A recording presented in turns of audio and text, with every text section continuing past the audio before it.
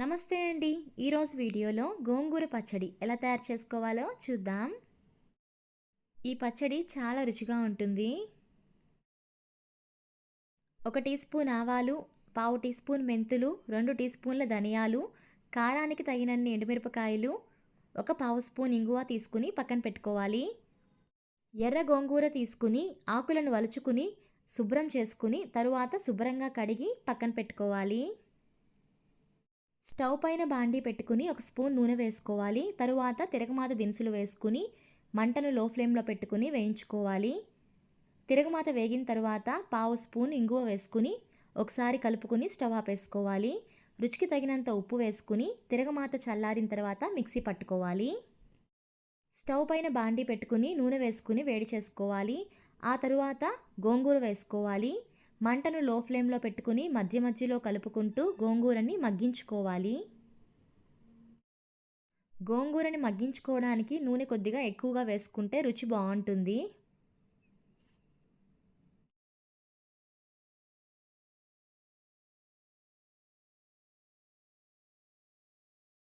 గోంగూర చక్కగా మగ్గిపోయింది. ఇప్పుడు ఇందులోకి మిక్సీ పట్టుకున్న తిరగమాత పొడి వేసుకుని అంతా కలిసేటట్టుగా బాగా కలుపుకోవాలి.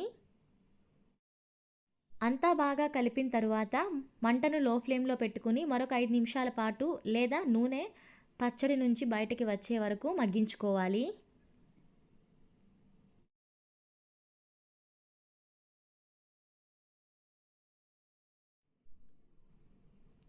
నూనె బయటకు వస్తూ ఉంది. ఇప్పుడు స్టవ్ ఆపేసుకుంటే సరిపోతుంది. అంతేనండి, గోంగూర పచ్చడి తయారైంది. ఈ ప్రాసెస్లో మీరు కూడా ఒకసారి చేసి చూడండి. ఎలా వచ్చిందో మాకు కామెంట్ చేసి చెప్పండి. అన్నంలో నెయ్యి వేసుకుని గోంగూర పచ్చడితో తింటే చాలా బాగుంటుంది. అలాగే పచ్చి ఉల్లిపాయ నంచుకుంటే కూడా ఈ పచ్చడి అన్నంలోకి చాలా బాగుంటుంది. నూనె కొద్దిగా ఎక్కువగా వేసుకుంటే పచ్చడి టేస్ట్ అనేది బాగుంటుంది. ఉప్పు కారం తగినంత పడితే పచ్చడి రుచి చాలా బాగుంటుంది. మరికొన్ని సింపుల్ అండ్ టేస్టీ రెసిపీస్ కోసం మా ఛానల్ను తప్పకుండా సబ్స్క్రైబ్ చేసుకోండి. Thanks for watching.